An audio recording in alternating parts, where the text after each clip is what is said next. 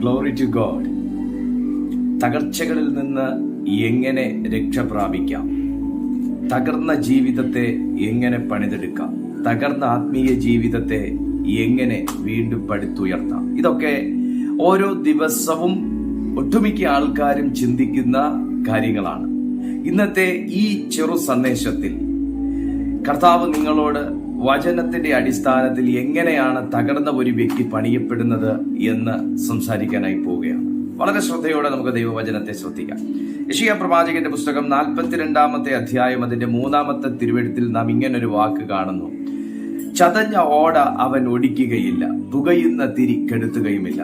ഇതേ വാക്യം തന്നെ മത്തായി സുവിശേഷത്തിൽ മത്തായി എഴുതി വെച്ചിരിക്കുകയാണ്. 12-ാമത്തെ അധ്യായം 19-ാമത്തെ വാക്യത്തിൽ ചതഞ്ഞ ഓട അവൻ ഒടിക്കയില്ല, പുകയുന്ന തിരി കെടുത്തുകയില്ല. പ്രിയപ്പെട്ട സുഹൃത്തെ, മനുഷ്യരാകുന്ന നാം ഓരോരുത്തരും ഓടകളാണ്. എന്താണ് ഓട?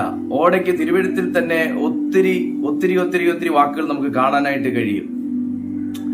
ഞാങ്ങണ, വേഴം, ഈറ, ഇല്ലി, ഈറ്റ തുടങ്ങി ഒത്തിരി വാക്കുകൾ നമുക്ക് മലയാളത്തിൽ നമുക്ക് ഈ ഓടയെ ചൊല്ലി നമുക്ക് കാണാനായിട്ട് കഴിയുമ്പോൾ, ഈ ഓട എന്ന് പറയുന്ന നാം ഗണ്യമാക്കാത്ത ഈ ഒരു കാര്യത്തെ തിരുവെഴുത്തിനകത്ത് എത്ര ഇമ്പോർട്ടന്റ് ആയിട്ടാണ് രേഖപ്പെടുത്തി വെച്ചിരിക്കുന്നത് എന്നുള്ളത് കഴിഞ്ഞ ദിവസമാണ് എനിക്ക് മനസ്സിലായത്. ഞാൻ ഈ ഓടയെ കുറിച്ച് പഠിച്ച സമയത്ത് എന്തുകൊണ്ട് കർത്താവ് അങ്ങനെ ഒരു വാക്ക് പറഞ്ഞു? ചതഞ്ഞ ഓടയെ അവൻ ഒടിക്കുകയില്ല, പുകയുന്ന തിരി കെടുത്തുകയുമില്ല. ഈ ഓടയെ ഇത്ര ഇമ്പോർട്ടന്റ് ആയിട്ട് യേശു കാണാനുള്ള കാരണം എന്താണെന്ന് ഞാൻ അന്വേഷിച്ചിറങ്ങിയപ്പോൾ എനിക്ക് കിട്ടിയ ചില വിവരത്തിന്റെ അടിസ്ഥാനത്തിലാണ് ഞാൻ ഈ ഒരു ഷോർട്ട് മെസ്സേജ് ഇന്ന് റെക്കോർഡ് ചെയ്യുന്നത്. ഇതിന്റെ പൂർണ്ണമായിട്ടുള്ള ഒരു സന്ദേശം നമ്മുടെ യൂട്യൂബിൽ തന്നെ അവൈലബിൾ ആണ്. ഞാൻ അതിന്റെ ഡിസ്ക്രിപ്ഷൻ, നിങ്ങൾക്ക് അതിന്റെ പൂർണ്ണമായിട്ടുള്ള ഒരു ഡിസ്ക്രിപ്ഷൻ 25 മിനിറ്റോളമുള്ള ആ ഒരു മെസ്സേജ് കേൾക്കാൻ നിങ്ങൾക്ക് താല്പര്യമുണ്ടെങ്കിൽ ഞാൻ അത് മുകളിൽ ഐ ബട്ടണിൽ ഞാൻ അതിന്റെ ലിങ്ക് കണക്ട് ചെയ്തേക്കാം, കൊടുത്തേക്കാം. നിങ്ങൾക്കത്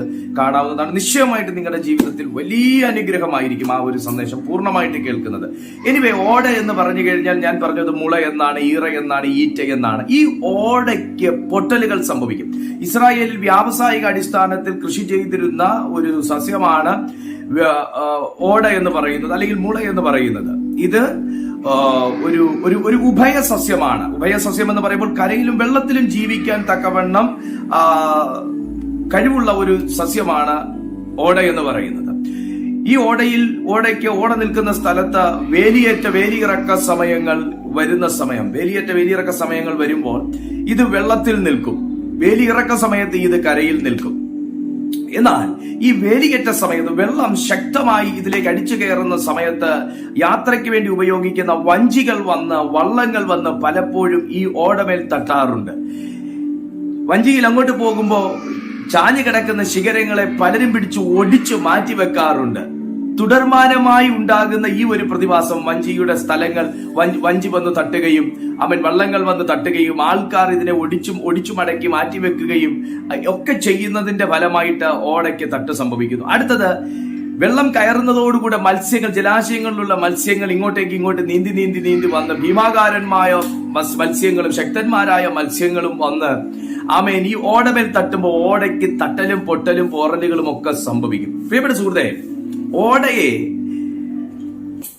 യഹൂദന്മാരുടെ ഇടയിൽ, ഇസ്രായേൽ നാടുകളിൽ വളരെ വളരെ വളരെ വളരെ വളരെ സീരിയസ് ആയിട്ടാണ് അവർ ഇതിന്റെ കാര്യങ്ങൾ കൈകാര്യം ചെയ്തിരുന്നത്. എങ്ങനെയെന്ന് ചോദിച്ചു കഴിഞ്ഞാൽ 3 പ്രധാനപ്പെട്ട പർപ്പസിനായിട്ടാണ് ഓട ഉപയോഗിച്ചിരുന്നത്. നമ്പർ 1, ക്രൂശിൽ കിടക്കുന്ന വ്യക്തിക്ക് വെള്ളം കൊടുക്കാൻ വേണ്ടി. പൊട്ടിയ ഓട കൊണ്ട് ആർക്കെങ്കിലും വെള്ളം കൊടുക്കാൻ പറ്റത്തില്ല. കാരണം നാം കർത്താവിന്റെ ക്രൂശീകരണ സമയത്ത് മത്തായി എഴുതിയ സുവിശേഷം, മർക്കോസിന്റെ സുവിശേഷം, ലൂക്കോസിന്റെ സുവിശേഷത്തിൽ നാം വായിക്കുന്നു, അവന് വെള്ളം ദാഹിച്ചപ്പോൾ ഒരു സ്പോങ്ങിൽ പുളിച്ച വീഞ്ഞെടുത്ത് ഓടത്തണ്ടിന്മേലാക്കി അവന്റെ വായിലേക്ക് വെച്ചു കൊടുത്തു. അത് രുചിച്ചു നോക്കിയാറെ പുളിപ്പ് കൊണ്ട് അവന് കുടിപ്പാൻ കഴിഞ്ഞില്ല എന്ന് ബൈബിളിൽ എഴുതി വെച്ചിരിക്കുന്നു. അപ്പോൾ ക്രൂശിൽ കിടക്കുന്ന കള്ളന് വെള്ളത്തിന് എത്തിച്ചു കൊടുക്കാൻ വേണ്ടി ഓട ഉപയോഗിച്ചിരുന്നു. രണ്ടാമത്തെ കാര്യം, പണ്ട് കാലങ്ങളിൽ കന്നുകാലികൾക്ക് അസുഖം വരുമ്പോൾ അവർക്ക് മരുന്ന് പച്ചില മരുന്ന് അവരുടെ ഉള്ളിലാക്കാൻ വേണ്ടി അരച്ചെടുത്ത പച്ചില മരുന്നിനെ ഓടത്തണ്ടിന്മേലാക്കി മൃഗങ്ങളുടെ വായിലേക്ക് വെച്ച് മറുകരം കൊണ്ട് ശക്തിയോടെ അടിച്ചാണ് പച്ചില മരുന്നുകൾ മൃഗങ്ങൾക്ക് കൊടുത്തുകൊണ്ടിരുന്നത്. കാരണം അല്ലെങ്കിൽ അതിന്റെ പല്ലിന്റെ കടി പറ്റുമെന്ന് ഓർത്ത് കൈകൊണ്ട് ആർക്കും മൃഗങ്ങളുടെ വായിൽ മരുന്ന് വെച്ചു കൊടുക്കുക അസാധ്യമായതുകൊണ്ട് അതും ഓടത്തണ്ടിന്മേലാക്കി നിറച്ച് മൃഗങ്ങളുടെ വായിൽ വെച്ച് മറുകരം കൊണ്ട് ശക്തിയോടെ അടിച്ചാണ് മൃഗങ്ങൾക്ക് മരുന്ന് കൊടുത്തുകൊണ്ടിരുന്നത്. അപ്പോൾ രണ്ടാമത്തെ കാര്യം, മൃഗങ്ങൾക്ക് മരുന്ന് കൊടുക്കാൻ പൊട്ടിയ ഓടത്തണ്ട് കൊണ്ട് മറ്റൊരു വ്യക്തിക്ക് സൗഖ്യമാകാനായി കഴിയുമോ? രണ്ട് കാര്യങ്ങൾ പറഞ്ഞു. ഒന്ന്, പൊട്ടിയ ഓടത്തണ്ട് കൊണ്ട് ഒരു വ്യക്തിയുടെ ദാഹം മാറ്റുവാൻ നമുക്ക് കഴിയുമോ? രണ്ട്, പൊട്ടിയ ഓടത്തണ്ട് കൊണ്ട് ഒരു വ്യക്തിയെ സൗഖ്യമാക്കുവാൻ നമുക്ക് കഴിയുമോ? മൂന്നാമത്തെ കാര്യം, പലരും ഇന്ന് എത്രത്തോളം വാദ്യോപകരണങ്ങൾ വന്നാലും പുല്ലാംകുഴലിന്റെ ശബ്ദം, ഇമ്പം, ഈണം ഒന്ന് ശ്രദ്ധിച്ചിരിക്കുന്ന ഒരു വ്യക്തിയെ സംബന്ധിച്ചിടത്തോളം അതിൽ നിന്ന് വരുന്ന മാധുര്യമാകുന്ന ശബ്ദങ്ങൾ പലരുടെയും ഹൃദയം കവരുകയും കണ്ണു നിറയ്ക്കുകയും ചെയ്യുന്ന കാഴ്ചകൾ നാം ദൈനംദിനം കാണുന്നതാണ്. എന്നെ സംബന്ധിച്ച് ഓടക്കുഴലിൽ നിന്നുള്ള നാദങ്ങൾ, ക്രിസ്തീയ ഗാനങ്ങൾ ഓടക്കുഴലിൽ വായിക്കുമ്പോൾ ഞാൻ അത് കേൾക്കാറുള്ളതാണ്. എനിക്കത് പ്രത്യേക ഒരു ഇഷ്ടമാണ്. അതിൽ നിന്ന് പുറത്തു വരുന്ന നാദം എനിക്ക് വളരെ ഇഷ്ടമുള്ള ഒരു കാര്യമാണ്. അതുകൊണ്ട് തന്നെ ഇന്ന് പറയുന്നത് പുല്ലാങ്കുഴൽ ഉണ്ടാക്കുന്നതിന് വേണ്ടിയും ഓട ഉപയോഗിക്കുന്നു. ഓടക്കുഴൽ നാം കേട്ടിട്ടുണ്ട്. ഓടക്കുഴൽ പൊട്ടിയ ഒരു ഓടയിൽ നിന്ന് മറ്റൊരു വ്യക്തിക്ക് ആശ്വാസമാകാൻ കഴിയുമോ? മാന്യ സുഹൃത്തെ, ഇന്ന് ഈ സന്ദേശം താങ്കൾ കേട്ടുകൊണ്ടിരിക്കുമ്പോൾ താങ്കൾ ഒരു പൊട്ടിയ ഓടയാണെന്നാണോ താങ്കൾ കരുതുന്നത്? ചതവ് പറ്റിയ ഓടയാണെന്നാണോ താങ്കൾ കരുതുന്നത്? ആമേൻ. പൊട്ടിയ ഒരു ഓടയ്ക്ക്, ചതഞ്ഞിരിക്കുന്ന ഒരു ഓടയ്ക്ക് ഒരിക്കലും ഒരു വ്യക്തിയുടെ ദാഹം മാറ്റാൻ കഴിയാത്തതുപോലെ പൊട്ടി ഉടഞ്ഞിരിക്കുന്ന ഒരു ഓടയ്ക്ക് മറ്റൊരു വ്യക്തിയുടെ സൗഖ്യമാകാൻ കഴിയാത്തതുപോലെ, പൊട്ടി ഉടഞ്ഞിരിക്കുന്ന ഒരു ഓടയ്ക്ക് മറ്റൊരു വ്യക്തിയെ ആശ്വസിപ്പിക്കാൻ കഴിയാത്തതുപോലെ വിശുദ്ധ ബൈബിളിൽ പറയുന്നു, ചതഞ്ഞ ഓടകളെ മനുഷ്യൻ പുറത്തു കളയുമ്പോൾ, ചതഞ്ഞ ഓടകളെ മനുഷ്യൻ ഗണ്യമാക്കാതിരിക്കുമ്പോൾ, തകർന്ന ഓടകളെ ആരും പരിഗണിക്കാതിരിക്കുമ്പോൾ ചതഞ്ഞ ഓടയെ തിരഞ്ഞു വന്ന ഒരു കർത്താവായ യേശു ഇന്ന് പ്രഭാതത്തിൽ താങ്കളെ കരങ്ങളിൽ എടുക്കുകയാണ്. എന്തിനെന്നറിയാമോ? ഞാൻ പറഞ്ഞല്ലോ, താങ്കൾ പലരുടെയും ദാഹം മാറ്റാൻ വേണ്ടി ദൈവം കണ്ടിരിക്കുന്നതും, താങ്കൾ പലരുടെയും സൗഖ്യദായകനായി ദൈവം കണ്ടിരിക്കുന്നതും, താങ്കൾ പലരുടെ ആശ്വാസദായകനായി ദൈവം കണ്ടിരിക്കുന്നതുമായ ഒരു വ്യക്തിയാണ്. ആമേൻ. ആമേൻ. യെശയ്യാവിനെ പോലൊരു പ്രവാചകൻ ചതഞ്ഞ ഓട അവൻ ഒടിച്ചു കളയുകയില്ല, പുകയുന്നതിന് കെടുത്തുകയില്ലെന്ന കർത്താവിന്റെ വരവിന് മുമ്പ് എഴുതി വെക്കാനുള്ള കാരണം ഞാൻ പറഞ്ഞു, ഇസ്രായേലിൽ വ്യാവസായിക അടിസ്ഥാനത്തിൽ കൃഷി ചെയ്തിരുന്ന ഒരു സസ്യമാണ് മുള എന്ന് പറയുന്നത്, അല്ലെങ്കിൽ ഓട. ഈ ഓട ഈ പറയുന്നത് പോലെ പല രീതികളിലുള്ള തട്ടുപാടുകളൊക്കെ സംഭവിക്കുന്ന സമയത്ത് സാധാരണക്കാരായ മനുഷ്യരാണെങ്കിൽ ഒടിഞ്ഞ ഭാഗം വെട്ടിക്കളയും. എന്നാൽ വില കൊടുത്ത് കൃഷി ചെയ്ത ഒരു കർഷകനെ സംബന്ധിച്ചിടത്തോളം ഈ കൃഷിയെ വന്ന് കാണുമ്പോൾ ഒരിക്കലും അദ്ദേഹത്തിന് ഓരോ കമ്പുകളും വിലപ്പെട്ടതാണ്. ഒരു കമ്പിൽ നിന്ന് അനേക ഓടക്കുഴലുകൾ ഉണ്ടാക്കാനായി കഴിയും. ഒരു കമ്പിൽ നിന്ന് അനേക കാര്യങ്ങൾ ഉണ്ടാക്കാനായി കഴിയും.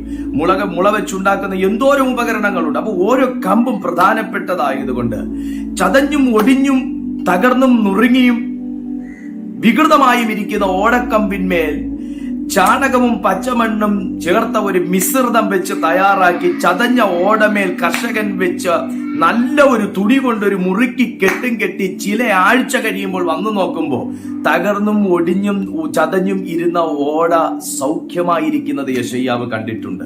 ഈ കാഴ്ചയെയാണ് യെശയ്യാവ് എടുത്ത് തന്റെ പ്രവചന പുസ്തകത്തിൽ എഴുതി വെച്ചത്. ചതഞ്ഞ ഓടയെ ഒടിക്കാത്ത ഒരു കർഷകനുമുണ്ട്, പുകയുന്ന തിരി കെടുത്താത്ത ഒരു കർഷകനുമുണ്ട്. പ്രിയപ്പെട്ട സുഹൃത്തേ, യേശു കർത്താവ് ശബ്ബത്ത് നാളിൽ ഒരു മനുഷ്യനെ ഒരു കൈവരണ്ട ഒരു മനുഷ്യനെ സൗഖ്യമാക്കിയത് കണ്ട പരീശന്മാർ, യഹൂദന്മാർ യേശുവിനെ വല്ലാതെ ചോദ്യം ചെയ്തു. കർത്താവ് ചോദിച്ചു, ശബ്ബത്തിൽ നിങ്ങളുടെ കന്നുകാലികളോ കാളയോ കഴുതയോ കിണറ്റിൽ വീണാൽ നിങ്ങൾ ആരും കയറിട്ട് കൊടുത്ത് അതിനെ രക്ഷിച്ചെടുക്കുകയില്ലയോ? പിന്നെ ഈ മനുഷ്യനോട് എനിക്ക് എന്തുകൊണ്ട് കരുണ തോന്നിക്കൂടാ? പ്രിയപ്പെട്ട സുഹൃത്തേ, ഇന്ന് ഈ ചെറു സന്ദേശത്തിലൂടെ പരിശുദ്ധാത്മാവ് അനേകരോട് സംസാരിക്കുന്നത് ഞാൻ വ്യക്തമായി തിരിച്ചറിയുന്നുണ്ട്.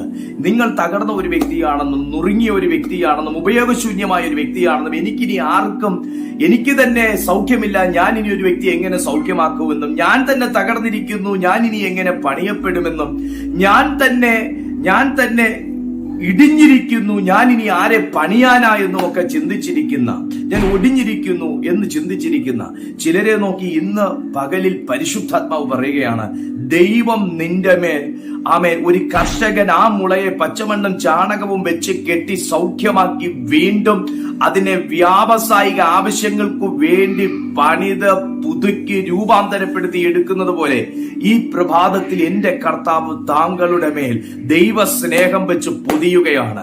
ദൈവസ്നേഹം വെച്ച് പൊതിയുകയാണ്. വിശ്വസിക്കുന്ന ദൈവമക്കൾ ഇന്ന് ഈ മെസ്സേജ് കേൾക്കുന്നുണ്ടെങ്കിൽ ഒരു ആമേൻ പറഞ്ഞാട്ടെ. ഇന്ന് പരിശുദ്ധാത്മാവ് നിന്നെ പണിയും കുഞ്ഞെ. നീ പുകഞ്ഞ കൊള്ളിയാന്ന് പറഞ്ഞ് പലരും പുറത്തു കളയണമെന്ന് വാതു വിളിക്കുമ്പോ എന്റെ കർത്താവ് പുകയുന്ന നിന്നെ കത്തിക്കാൻ ഇന്ന് പ്രഭാതത്തിൽ നിന്റെ അരികിൽ ഇറങ്ങി വരികയാണ്. നീ പുകഞ്ഞ കൊള്ളിയ, നിന്നെ ഒടിച്ചു പുറത്തു കളയണമെന്ന് പറയുമ്പോൾ പുറത്ത് കിടക്കുന്ന നിന്നെ എന്റെ കർത്താവിന്റെ ആയുധമാക്കി തന്റെ കരങ്ങളിൽ എടുക്കും. നീ അനേകർക്ക് ആശ്വാസമായി മാറും. നീ അനേകർക്ക് ദാഹം ശമിപ്പിക്കുന്നവനായി മാറും. നീ അനേകർക്ക് ഔഷധമായി മാറും. എത്ര പേർ വിശ്വസിക്കുന്നു? ഇന്ന് പകലിൽ വിശ്വസിക്കുന്ന നിങ്ങളെ കുറിച്ച് ദൈവാത്മാവ് പറയുന്നു, ഇന്ന് പല കാരണങ്ങൾ കൊണ്ട് പുകഞ്ഞുകൊണ്ടും ചതഞ്ഞുമിരിക്കുന്ന നിങ്ങളെ ദൈവം ഒടിക്കുകയില്ല. ഒടിക്കാനല്ല കർത്താവ് നിങ്ങളെ വിളിച്ചിരിക്കുന്നത്. പുറത്തു കളയാനല്ല കർത്താവ് നിങ്ങളെ വിളിച്ചിരിക്കുന്നത്. എന്റെ ദൈവം നിങ്ങൾക്ക് വേണ്ടി ഒരു അത്ഭുതം ചെയ്യും. വിശ്വസിക്കുക, ആമേൻ പറയുക. കർത്താവ് നിശ്ചയമായി നിങ്ങളെ അനുഗ്രഹിക്കും. God bless you.